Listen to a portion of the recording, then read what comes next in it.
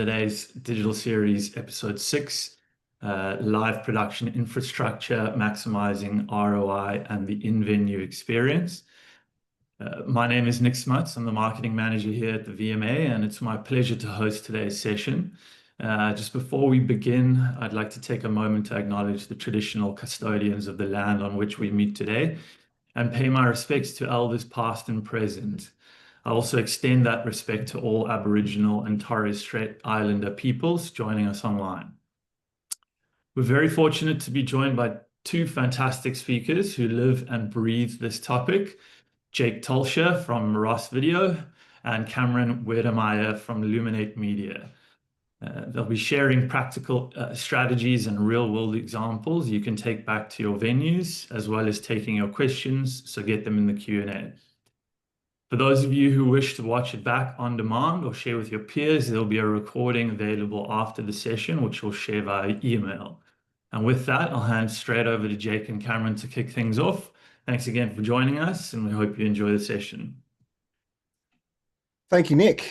Great to be here this morning. Thank you for everybody joining us or watching on demand once we get to that stage. I'm Jake Tolsher. I'm from Ross Video and joined by Cam Wedemeyer from Lumen8 Media. I'm going to share my screen and go through some slides, but we do want to keep this, I guess, fairly conversational. And if you've got any thoughts or things along the way, please feel free to ask questions in the chat or drop them. I think we can submit questions as well. So we are here to talk about live production infrastructure, maximizing your return on investment when you put that infrastructure into your venue, and then how to use that technology to engage fans. So kick it off with a little bit of a background.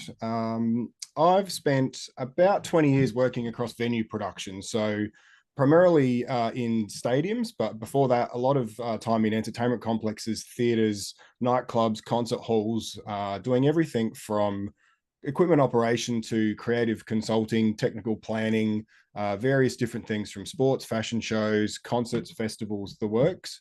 And today we're joined by Cam from Lumen8. Cam's got 15 years experience in sports production, particularly directing and producing. He's wealth of knowledge. He's worked on everything from the NFL draft and video systems to the AFL Grand Final. We've spent many years working across the industry in various different companies, and it's really good to have Cam here today. So hello, Cam, welcome. Thanks, Jake. Great intro. Yeah, that's about it. So production experience director at Lumen8. So we work across Marvel and the MCG. So we're the commercial rights holder, and then we are delivering the end-to-end production for AFL across both of those venues. Very cool. Fresh new company doing cool things. First year in, I guess, and heading into the grand final this weekend. So appreciate your time. It's obviously a busy week off the back of the Brownlow last night as well. So really appreciate it. A quick agenda for today. We're going to go through some introductions just for the two companies.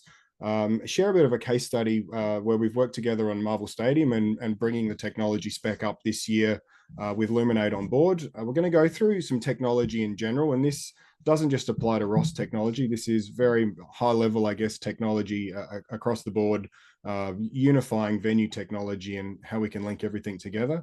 A few things on why invest. We're going to go through some of the benefits of why invest in technology, how that technology can be used, and then a bit of a Q&A at the end. So yeah, as I said, if you do have any questions, please feel free to drop them into the chat, submit them through the form.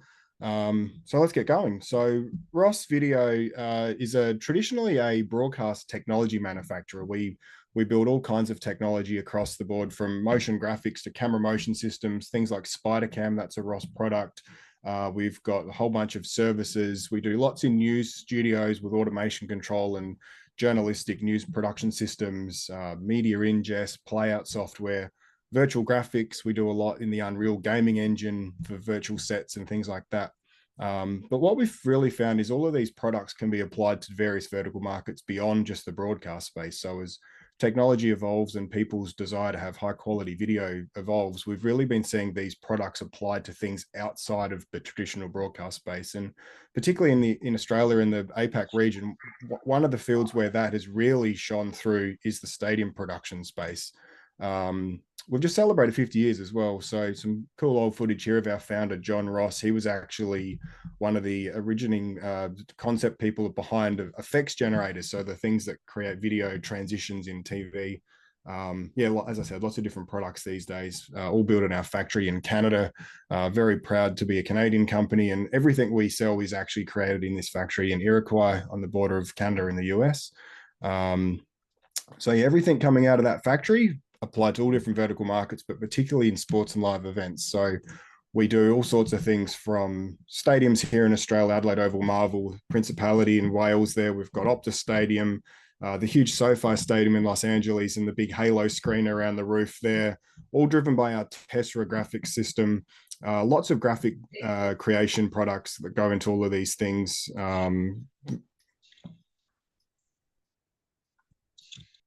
I don't think you guys can hear this, so I might just keep talking over it.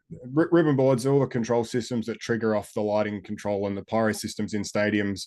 That's a big showpiece we did for Adelaide Oval, time coded out. Lots of broadcast graphics as well, particularly for the American sports. Super Bowl's a big one for us every year with the graphic systems. Lots of dynamic scoreboard layouts. All of this sort of stuff is done with our Expression graphics system. So very data heavy, particularly around baseball. And we find the same sort of thing here for cricket in Australia. Lots of data and stats need to be presented onto the screen.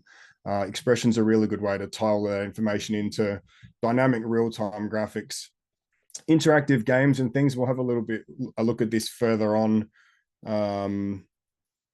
Sports analysis is a big part of it as well, more so in the TV space, but we're starting to see a little bit more of this in stadium production. And esports, if anybody's tuned in from an esports facility, we do quite a lot in the esports space as well, both in permanent venues and for tournaments, fly kit production. So yeah, that's just a little snapshot of the things that we cover across the sports and live event space. It's very broad, covering everything, as I said, from esports. We do casinos and resorts. We've got concerts and touring production, theme parks.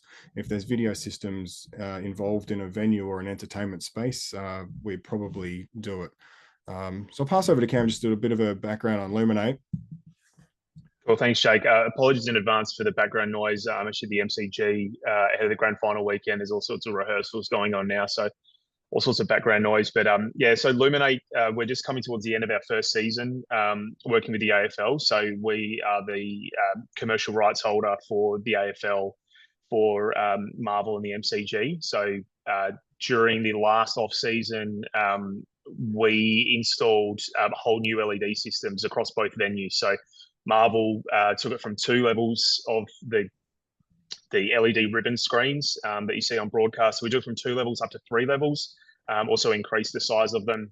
And at the MCG, we've taken it from 2 levels up to 4 levels. So it's both that the infrastructure there with the LED and then the whole new system behind that. So we've, commercial rights holder for that. So delivering for all our commercial partners that you see on broadcast with all the brands on there, but then also working very closely with the venue themselves and also all of the teams around the match day experience. So it's really both sides that we're working very hard on. So it's for the brands, for all the eyeballs at home, but then maximizing that in-venue experience as much as we can.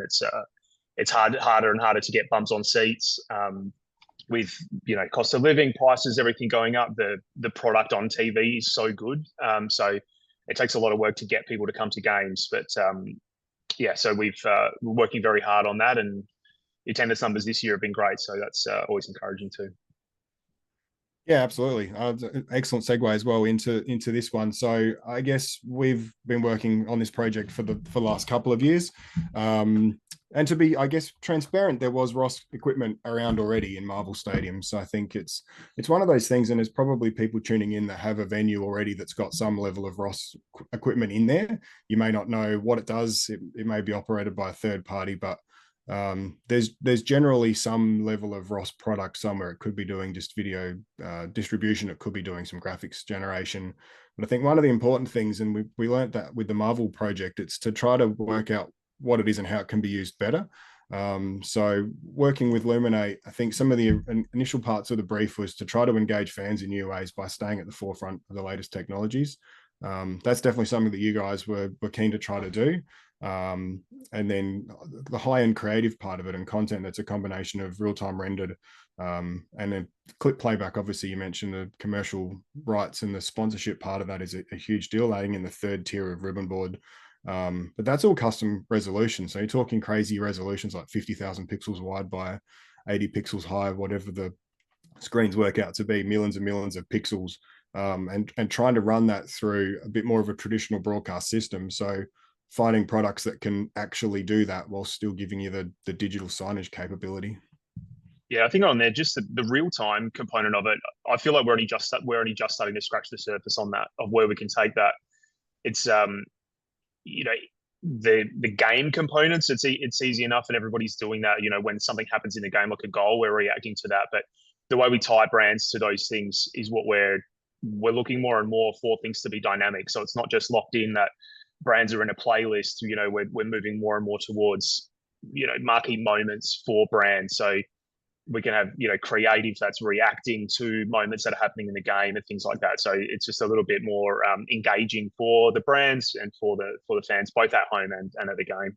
So that real time component is something we're exploring a lot.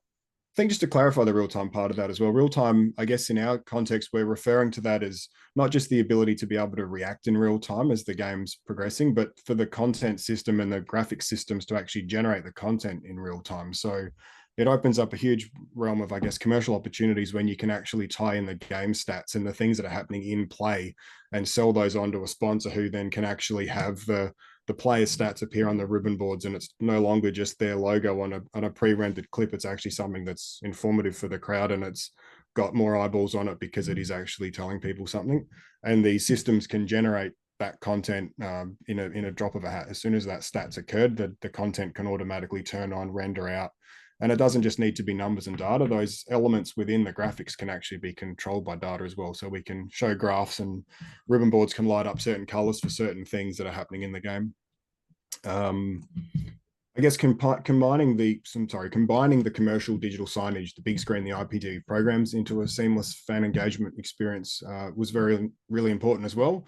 The flexibility to cater to the needs of different teams, leagues, and events, and particularly somewhere like Marvel, I think there's lots of different things occurring, from concerts to motocross to footy to cricket to rugby. There's lots of different things, and the venue needs to be flexible to allow you to, I guess, dress the venue for the home team or the touring event. Yeah, that one's been really important for us. It's really been a primary consideration with so many teams, you know, calling one venue home. It's you know, trying to give it a home look and feel as much as we can, but then needing to flip it literally the next day. We have three different games in a weekend is a regular occurrence. So having everything to be able to tie back to data. So, you know, we're selecting a team and then that's changing everything for us. So it's changing all our scoreboard colors and names all over the place, all tied back through one system, has been huge. It also helps a lot with a bit of risk mitigation with so many games back to back. All we're doing is picking a home and away team, and we know that's going to restripe it everywhere. There's not going to be an errant logo on a parapet scoreboard somewhere where we forgot to change it over. So because it's all using data, it's all talking in one system, we know we make one team change and it's kind of restripes the whole venue. Yeah, absolutely. Gone are the days of having to go to 3 or 4 different systems and change the logos out and make sure you've not missed one. And then the traveling team shows up and the scoreboard's incorrect somewhere, but it's correct somewhere else.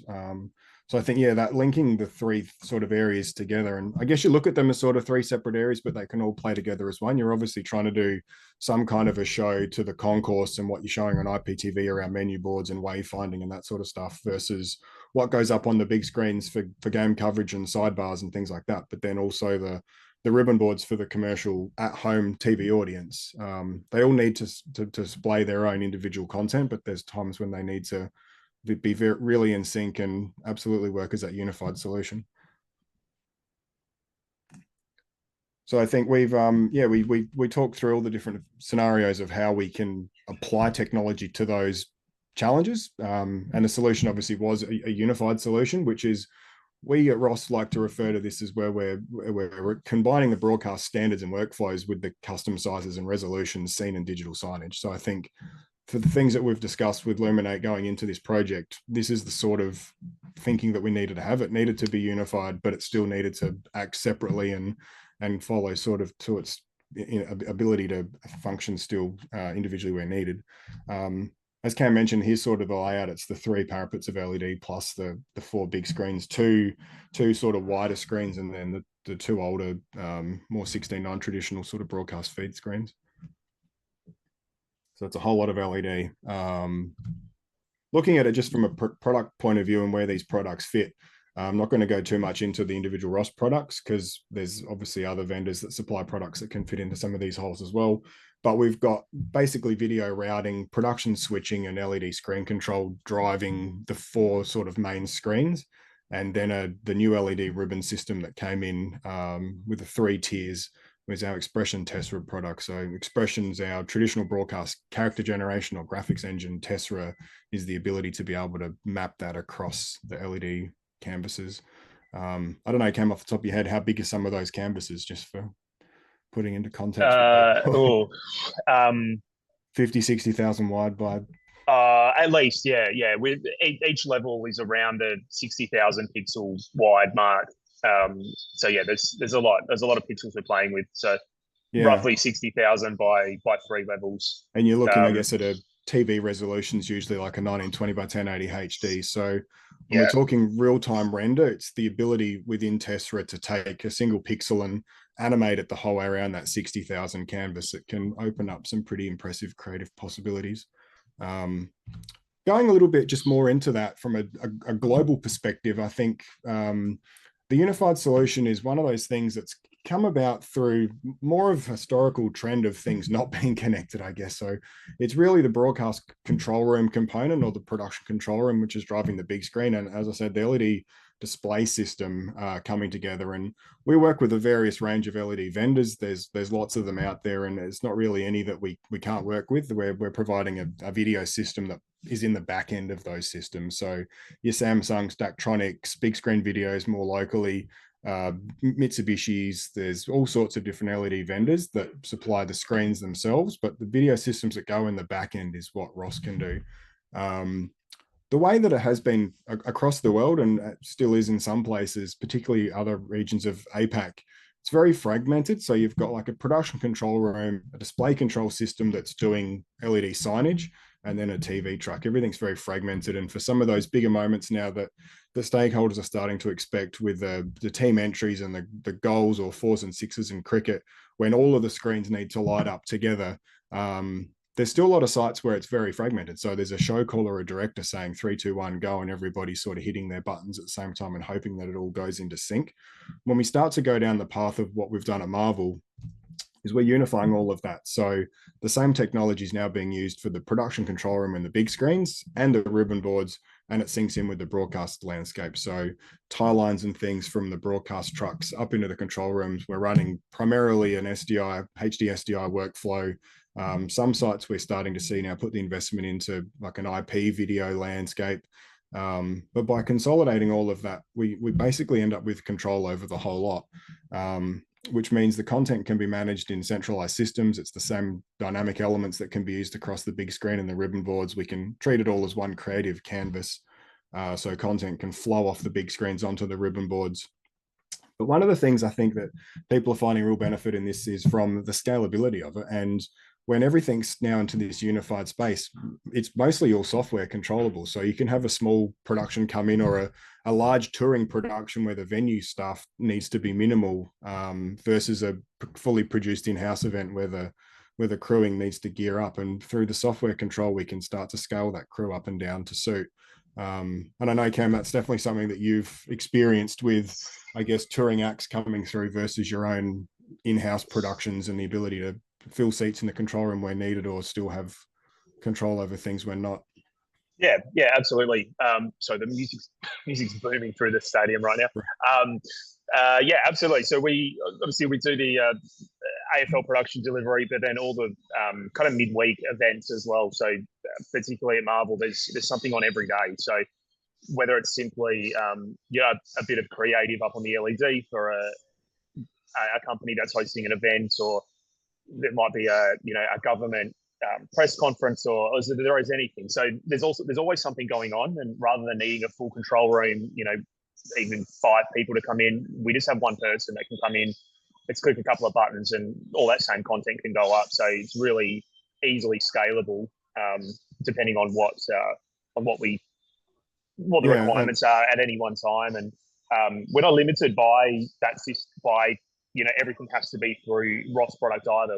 We switch over easily between other ones. So just for example here, grand final with Snoop Dogg this weekend. So we switch between kind of their system, which runs the creative for the concert, and then we switch back into us for our show delivery and commercial program and everything like that. So it's quite seamless in and out, how we run all of those. So yeah, it's all very kind of scalable, and it's depending on what we're running really. Yeah, and I think one thing we try to do, this is a bit more of a whole overview of all the bits that fit into a larger venue. This is hypothetical, it's not a particular venue, but obviously showing here from a Ross product point of view. But one thing we're really proud at Ross is that a lot of these products can be filled by other brands, and we do try to, when we're creating a system overview, we try to work out what products a customer already has and what products they don't have, and where we can fill the gaps with Ross products, but still working with their existing stuff. And I think, as you just mentioned, that's really important. We've obviously got things like touring acts that come through that are traveling their own production equipment, and they need to be able to plug in.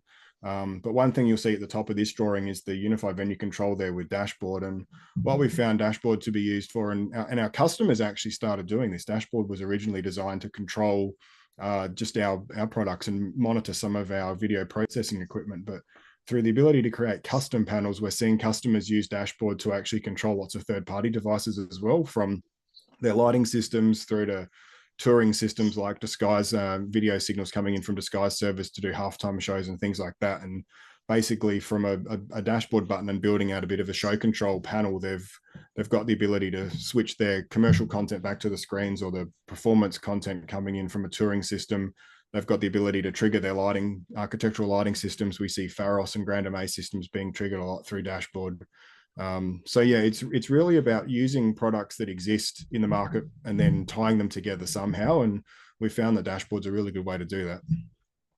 Yeah, we'd run easily half a dozen different dashboard panels for various things. So we've got your general show triggers like your golf stings, or any kind of commercial takeover moment. We have engineering panels for different monitoring, different routing changes. We have things to switch over into our backup systems. There's a lot of different panels that sit on different machines for different reasons. So yeah, we use them all over the place. Even our scorer is scoring on a dashboard panel. So it's just creating data that is being picked up by our CG to display the scoreboard. So it all comes back to one of those panels. And I got to put it in there. You can't beat free either. So dashboard's actually a free app. It's really customizable, and as Cam said, you can build control panels out to do scoring. It can generate data and timing and clocks and widgets and things like that. And then also has the control protocols for various products across lots of different brands. So yeah, download it from the Ross website. It is free. It's a pretty cool piece of kit. Going to go through just some more, I guess, high level concept stuff here about why investing in video production infrastructure to start with. It's like everybody's obviously got different reasons as to why they do this. There's lots of obviously different budget requirements and things as well. And a big sort of capital investment into video production infrastructure in a venue, be it a stadium or a concert facility, can actually be quite daunting. So I think it's really important for people from the start, when they're going down this path, to actually understand what they're getting and how it can be used, rather than just, we need this to meet a technical requirement, because there's a whole bunch of things that can actually be done from a creative point of view, from a workflow efficiency point of view, that often are overlooked. So we'd like to go through kind of the key benefits of what it actually means to put in some video production infrastructure. Venue experience is obviously a big part of that. We're also trying to, as we did in the Marvel case study before, try to deliver high quality content. It often always comes down to the ability to try to create revenue stream, particularly when there's commercial rights involved. And then, like we said, with the scalable, it's the efficiency and the crewing requirements and things like that, where we can actually start to save money and time. So on a venue experience side, the real-time part of it that we spoke about before is huge. It's the synchronized effects. It's the ability to be able to control the entire venue, everything from the LED screens across the parapets, or in SoFi Stadium's case, the big halo screen, It's ribbon boards, it's big screens, it's IPTV systems, lighting, audio, the works. And then in the dynamic content space, it's that real-time information. It's tying game stats into the content. It's having things react when the players are doing things. And then through those same sorts of systems, it's the ability to open up interactive content, and we can have players and fans engaging with the content, and the content can be reacting in real time. One thing we like to talk about a lot is diversifying that experience as well. And if you've invested in this technology, how can that actually be used beyond game day? We see customers around the world using their production facilities to deliver web series and little player interview shows and things like that during the week. We've got esports production facilities that are latched onto the side of a traditional ball sport venue. So I think using the equipment to do other things is a really great way to try to get some return as well. It doesn't just need to sit there dormant for the week and wait around for game day. Cam, you mentioned before that that's totally something that happens, maybe not on such a big scale as a game day production, but that equipment's used multiple times during the week as well. Oh yeah, absolutely. Yeah, it's just about every event that comes through would have something happening in the bowl. So whatever room that they might be in, there'll always be something happening in the bowl. It's always been a nice add-on really for any function or experience that's happening, just to have all their content in the bowl. So yeah, constantly being used outside of game day. Yeah, obviously I've worked at other venues around the country as well, and we've even flipped the control room into like a TV control room. So we've when I worked at Optus Stadium, we used the production control room that would be used on a game day, and we use that for a TV show for Channel 7. So it's that same level of production equipment that is used in a stadium is what is being used on broadcast, things like that. So it's actually very easy to flip that into all sorts of other use cases. Yeah, and I think that's a great case, because when it's not just a digital signage system anymore, it actually is a flexible video production system, and it does open up a realm of possibility when it comes to using it for other things.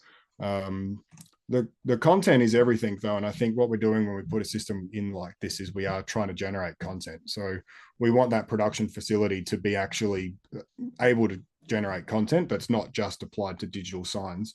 And the TV show is a great example there. We want to be able to link in social media and things like that, and I think the ability to pull in the data from social feeds and people's photos and words and tweets and things like that is really important as well, and to get that out into the systems in engaging graphics. Obviously we talked a little bit at the start about augmented graphics as well, and we're seeing a lot of people now do sort of those mixed reality experiences.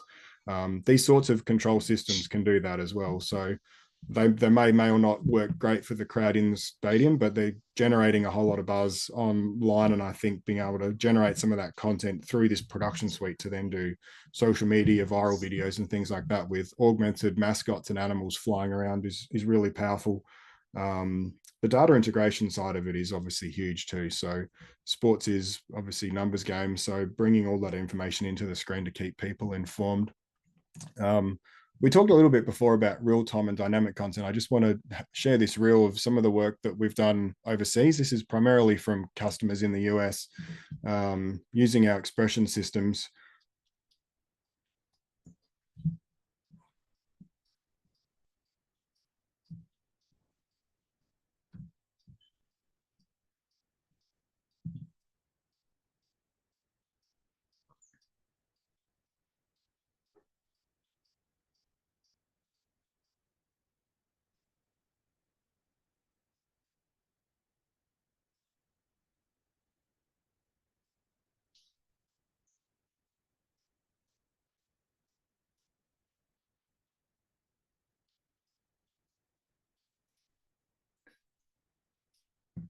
So I guess the real-time ability for all of this to be rendered out is pretty crucial in how it functions. When the stats, the data, the numbers, the team colors and everything are actually part of the creative, we need to be able to render that out in real time, as there's no ability for that to be cooked in After Effects the night before and rendered in 15 different versions. It needs to be generating in real time. And we're seeing a huge uptake on this sort of technology in venue. One, because it gives a dynamic sort of vibe in the venue, but also from the time-saving perspective, it's no longer someone sitting there having to render out every single possible color combination and hope that they can get it correct. It's basically allowing the software to process this without humans needing to build all the graphics. But some really impressive stuff. I think the US teams always do it really well.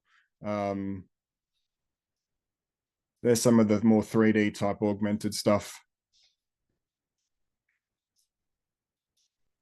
And yeah, bringing in more of the traditional broadcast elements into the stadium environment. Although this looks TV, this is stuff that's specific for big screen. And there's obviously all the different resolutions too. So again, instead of having to build 15 different resolutions of content, the system is generating that content itself across all of those various sizes and ribbon board resolutions. Interactive things as well. We're going to take a little bit a look at that. So yeah, the creative and commercial possibilities really are endless. And just to talk over this one as well, this is some great examples of some halftime activations that some teams in the US have done. So the same systems that are putting their stats and data up during the game are actually being used in the innings break to do these sort of interactive segments. So the little 3D parrots here racing as people throw the beanbags through the cornhole, a Mario style game that a lotteries company sort of sponsors at an innings break activation. That's being controlled by a dashboard platform and an operator's pressing the button so the player can interact with it. Sort of Family Feud style games where the data can activate when people call it navigate a maze in real time, and it's choose a sort of your own adventure, the content reacting to the contestant's choice. Price is Right style games. So yeah, a lot of these sort of more TV style game show interactive games are proving to be really popular. And they're a great way to be able to offer sponsors the ability to put their brand on something that's not just game related. So getting them in at a halftime break or something can be really attractive.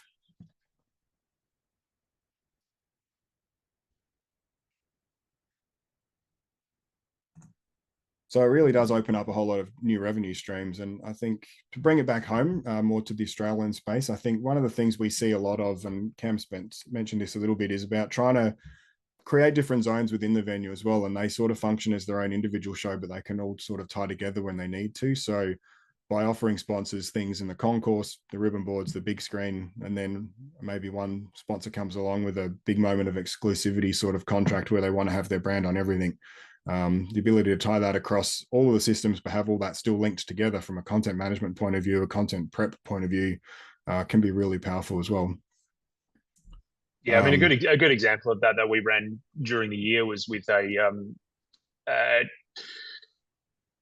meats manufacturer. So it was around, it was like a hot dog promo. So it was a moment in the game, and when that triggered, then it was a flow-on effect to half-price hot dogs in the venue. So it was hitting multiple surfaces really. So we're looking at for a moment in the game. So there's a data point that gets triggered there.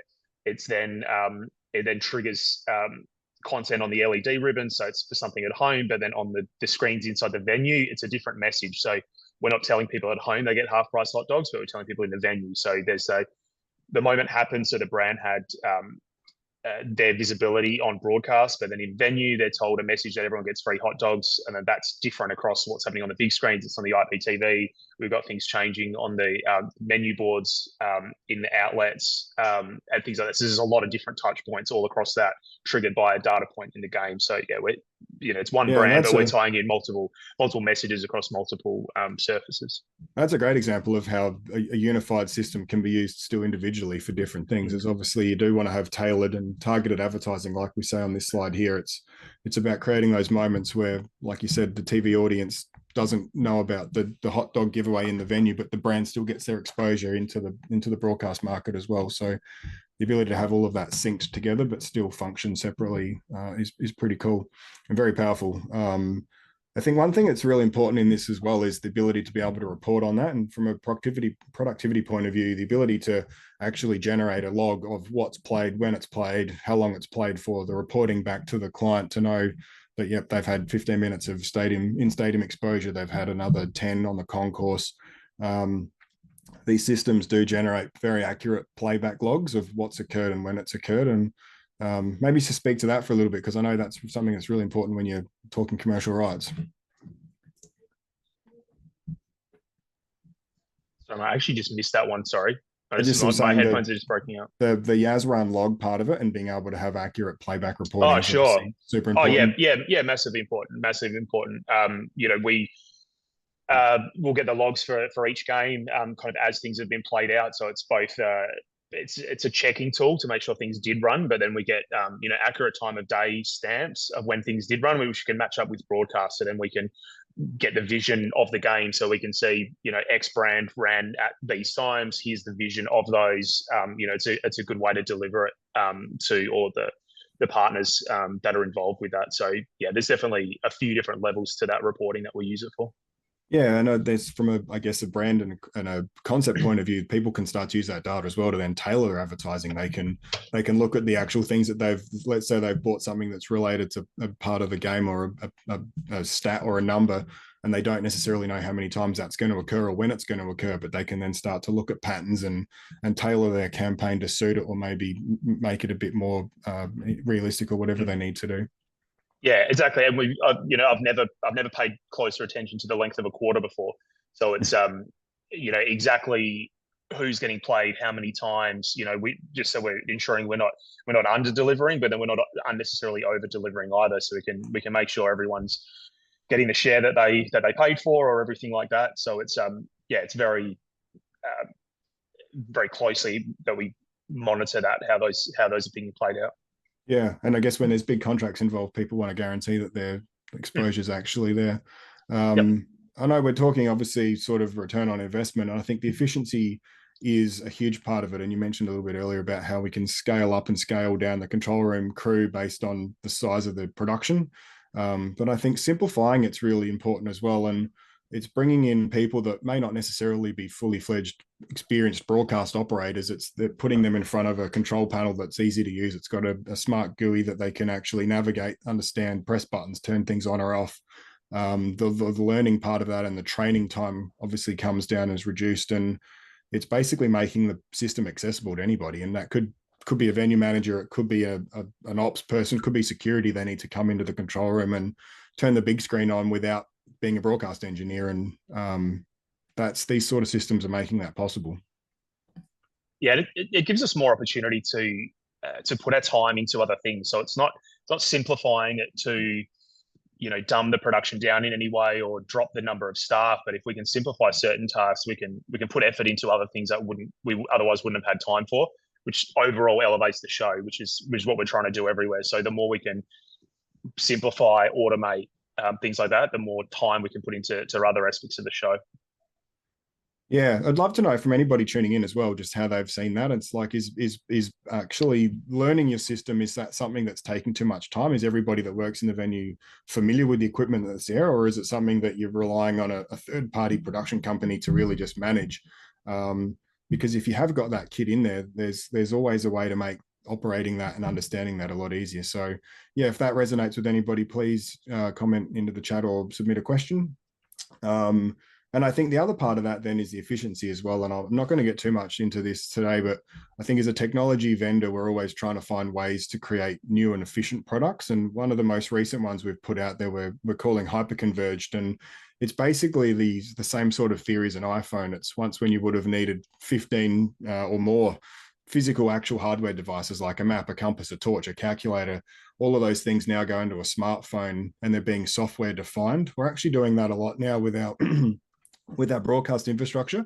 And it's basically, if we're putting in a piece of hardware, how can that hardware be used in various ways? And through certain software programming of that device, it can now be used to be a video switcher, a router, a signal processor, a graphics generator.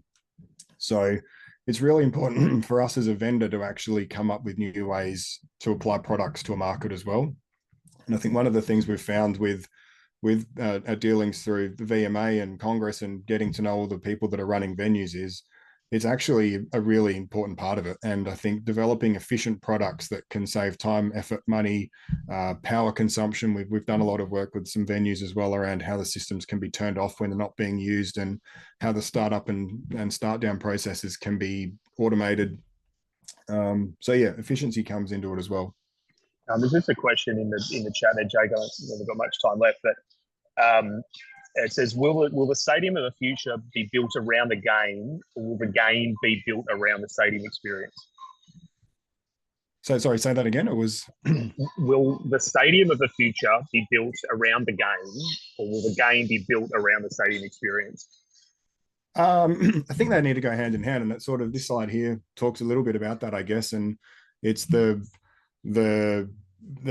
technology needs to do two things. It needs to, I think, one, enhance the game itself and actually needs to be informative, but then it also needs to create an environment that people want to come to. They want to buy a ticket, and it's obviously that competition with broadcast. And as a venue, you want to get people into the venue. So it's almost like the entertainment part does need to come first. That's why the venue exists. But obviously, the game is there as well. So if it was just the game, it could be played on an empty field, and the TV cameras would be there, and people would be watching at home. So I think they go hand in hand.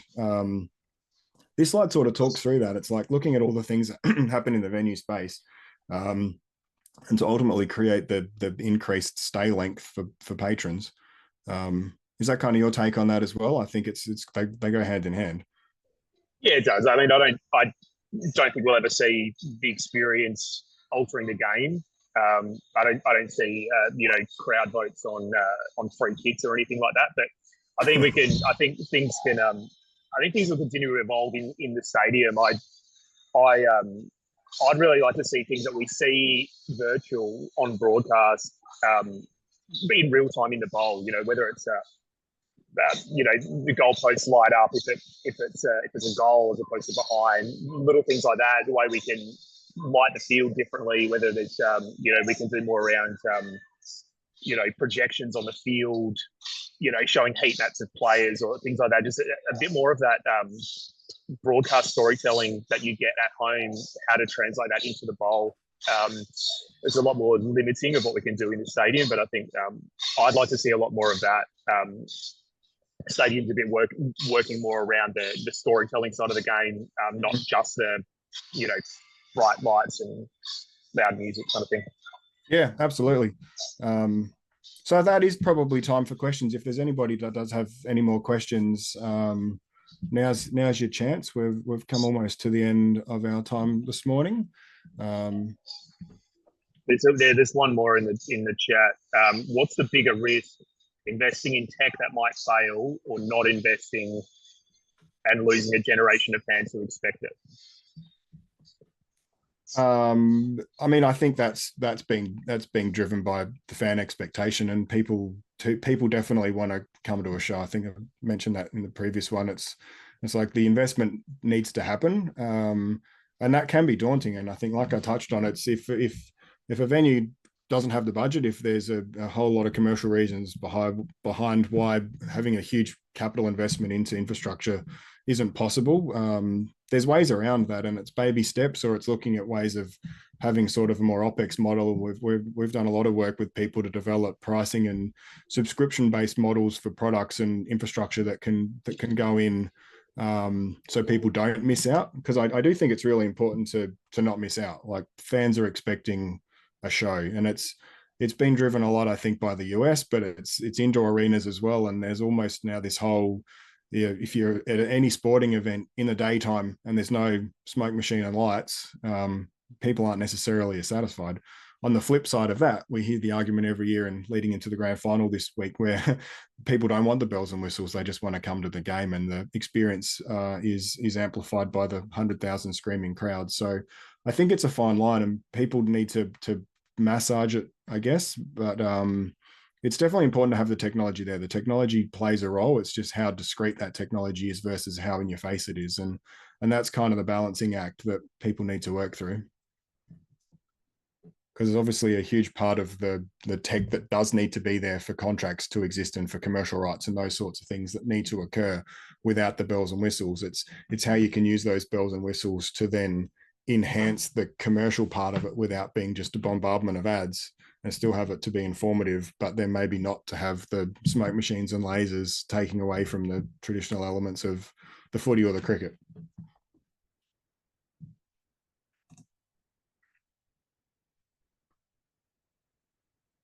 Could be it if it's all quiet. I don't know whether we've got anything else coming through or not. Just two more questions in the Q&A. So the third question rather is, how do we get venue hirers to get on board with maximizing the capability of the production systems? They are often disconnected or unaware of how best to fully use the systems, and third-party sports present partners are often ignorant to doing more unless they are paid to do so. Great question. Yeah, that's a very unique, well, very Australian problem, I'm going to say. I see a lot of different scenarios around the world where there's different models here, and I think we look at the US a lot for reference, and it's always a big focus of the Australian venues and people to look at the Intuit Dome or the SoFi stadiums of the world, but they fundamentally operate under a different model. They're big, rich guys with team ownership and stadium ownership, and they rely on their own staff to sort of do their production. The Australian model and the landscape that we're all in here is that it is very fragmented, and there is a third party coming in a lot of the time with the team themselves into the venue to bring their own equipment. They obviously are running a business and they need to get revenue from renting their equipment for their event. And the venue just becomes a means of a sort of a shell where that event's occurring. And if the venue's got technology, it may not be utilized in every scenario. So I think where we can unify that is really important. And it really comes down to education. And I guess it's the main aim of sessions like this. And by technology vendors like Ross getting involved in associations like VMA, we can start to have those conversations. And it's a combination of education and learning. And I think it's basically everybody getting together and talking through it so people are familiar with what there is. It's the venue obviously needs to be part of that. The third party production company needs to be part of that. And the team and the event producers need to be part of that. And when everybody's on the same page and everybody knows what technology is, where it is, I guess, who owns it, what it can actually do, then we can work out how to link that together. And we've seen some great examples of that. And I think cricket is actually one of those examples that's really good. Cricket has a whole lot of stakeholders that come in through various contracts and various service provisions. And basically the venue has an amount of infrastructure that's linked into that. And then there's a commercial rights holder that's running all the LED signage. There's another production company running the big screen production. But through the technology being unified, regardless of who owns it or where it comes from, some could be fly kit, some could be permanent infrastructure. The show day itself, that technology is all working together, and we're seeing those sort of 4s and 6s and wickets being triggered off through the kit that comes in fly kits from the big screen provider, the commercial rights holder, the venue itself. So it is possible to do that. It just needs open dialogue, if that answers the question. I don't know, Cam, whether you've got any insights to that one as well, because I think it's, from a commercial rights point of view, it is important because you do want to have everything sort of singing and dancing to get the most exposure for the people ultimately paying the bills, which are the sponsors. Yeah, it is.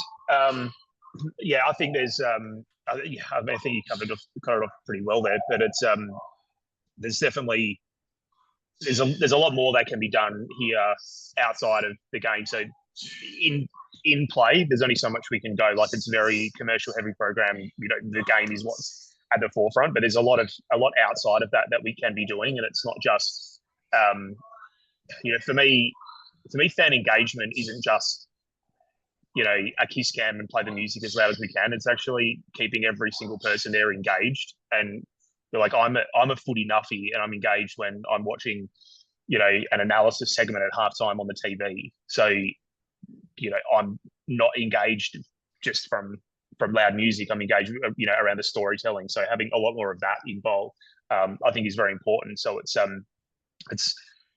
for a lot of people in the industry, it's really looking at what is engagement. What are we trying to do with the fans? What stories are we telling in the bowl? It's not necessarily just a scream in your face party all the time. There's moments that call for that, but there's other moments that call for a different style of show.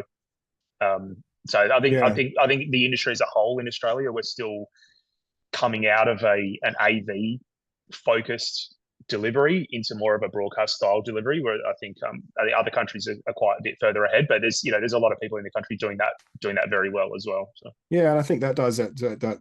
It's it's caused by that fragmentation in access to the equipment and the understanding of what that equipment can do. And I think back to the question is what can be done there, and it really just comes down to the education and people coming up with the concepts and looking at ways to engage fans. Really do need to have an understanding of what technology either is, one, in the venue, or two, is able to be accessed through their events provider or their technical supplier. So there's a big education part of it. Cool. And we've got one more question. Probably a little bit more time if anybody wants to ask the final question. Otherwise, we'll wrap up straight after this one. So the question we have is, if the future fan doesn't care where or how they watch, only that the experience feels authentic, what role do we play in shaping that experience? I feel like it's kind of what I just touched on there. Like, it's around the storytelling that we're trying to do. Like, every moment has a purpose. Like, we're not just doing things for the sake of it. We're not playing blaring music just for the sake of doing it. Everything has a purpose. The way the music program is constructed to build up into a moment, the same way that we would in film. The soundtrack is so important to how people feel in a certain moment. Like, it's doing that around certain moments in the game. It's how we tell stories of the game. There's a lot of things that we can miss in bowl compared to on broadcast. So I think it is just being authentic around what we're trying to do. I think it's trying to create moments organically rather than force them. I think some of the best moments, the Port Adelaide never tear us apart. That's just become one of the biggest things in football that every club is trying to replicate. They all want their own moment like that. But I think things that happen organically rather than forced is where that authenticity comes from. And then with the storytelling component as well. So what we're trying to get across to match the moment, to match what we're trying to do in the bowl. I think that's incredibly important. Yeah, I think from a technology manufacturer and a vendor point of view, I think we play a super important role in that, but it comes from the market. So one of the things we've done traditionally is create technology that's applied to a broadcast space. But what we're starting to see now is that broadcast technology applied to a live production space or a stadium space. So we could be even better at that. We could be developing technology that really does fit that space perfectly. And I think that's where outlets like this are really important. So for us as a vendor to hear feedback from production operators, from stadiums, from the fans themselves about how they actually want to experience the game and what does it actually mean to experience that and feel authentic, is a technology that doesn't even exist yet that people want to exist. Like, it's the future sort of thinking that needs to be considered now. And as those bits of feedback and advice come into us and other manufacturers, we basically develop that technology to allow those dreams to come to reality. So I think that's really important. And we probably don't know how people are going to be consuming sport in 20, even 10 years. It's really up to someone to have a vision and then technology manufacturers to develop it. So we play a very important role there as a vendor.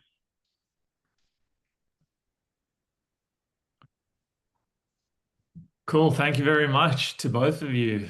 We really Pleasure. Thank appreciate you. all the insights and your time, and thank you to everybody who's attended. And for those of you that would want to watch it on playback or share with any of your colleagues or peers, we'll be circulating a playback video on email after the fact. Jake, I don't know if there's, or Cameron, I guess, if there's anything else you want to say, or if people can get in touch with you after to inquire. Yeah, absolutely. Please feel free to get in touch. I'm sure our details can be shared through the VMA, and we're actively part of Congress and a whole bunch of other VMA events. So yeah, would love to chat to anybody coming up with creative ways to use technology and I guess create something from nothing is what we're all about. So if you're unsure of what you own, how you own it, what you need to own, how other third parties are bringing equipment in, how it can be used, all the things we've touched on today, more than happy to chat, more than happy to help you out and take those experiences to new heights in your venues.